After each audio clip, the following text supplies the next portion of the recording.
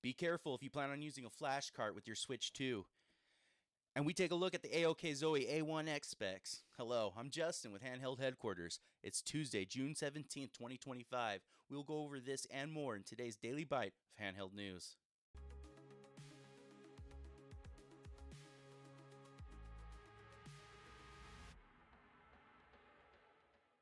Nintendo is already banning devices for Switch 2 shenanigans. MIG Flash, the makers of a popular Switch Flash cartridge, recently sent out a firmware update unlocking the ability to use their device in the Switch 2. Sadly, Nintendo was prepared for this, and they have been just disabling people's online accounts on their devices.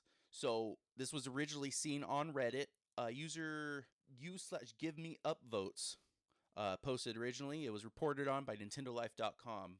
Quote, just wanted to let everyone know to refrain from using their MIG Flash on Switch 2 online for now. My Switch 2 was just banned. My account is fine for now. Only games I had were my backed up games. Must be some new detection Nintendo has on these MIG switches. Pretty dumb of me to go online with it. That's on me. End quote. If you have a MIG Flash, you may want to hold off on trying to use it for now and see what happens next. Just a thought. I may get some pronunciations wrong today, but let's start with this one.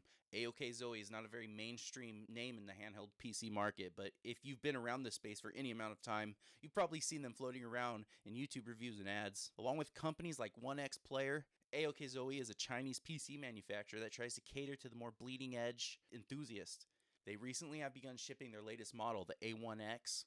I want to mention this because this thing is powered by the AMD HX370. It's got the latest Ryzen AI Strix Point processor, pushing a boost clock speed of 5.1 gigahertz. Also, this APU sports the AMD Radeon 890M graphics, which is supposed to carry about a 40% boost over something like the Z1 Extreme and the ROG Ally. This is coupled with an 8-inch VRR landscape screen and 72 watt-hour battery. All that being said, the company does have some caveats. They have been known to have issues with the D-pad being all mushy. They have had some quality control issues as reported by users. So beware of that, but check it out. Let's talk about this company in the comments. I'd be happy to join in the discussion. Borderlands 4 pre-orders have started, with our favorite CEO magician, Randy Pitchford, going on Twitter to point out there was no price increase, and the game would launch for $69.99. That's good news, right? So I guess it pays off to argue with CEOs in their Twitter feed. This game is being released on September 12th, 2025, and there is a crazy special edition available to pre-order at GameStop with all the extra feelies. A new modular handheld looks like it made its way into the market recently.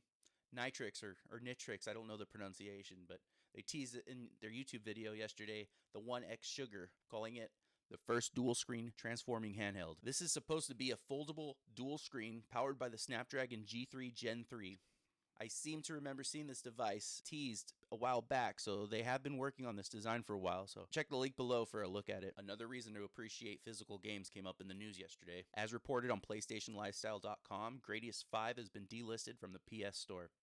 This PS2 classic was put on the PS3 store in 2015, but Konami says the software license expired for the game. This version of the game was never released on disc and can no longer be purchased in any capacity. So that's pretty cool, right?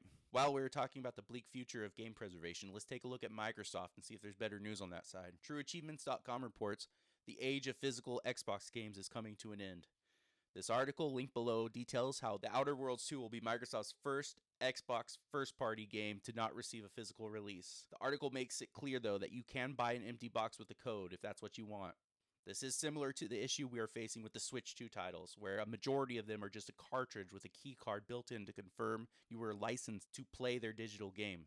In this bit, I want to highlight something pretty neat in the community I saw. This was on the Steam Deck subreddit. User u/snickersnack83 has posted their beautiful abomination they call the Deck Trap.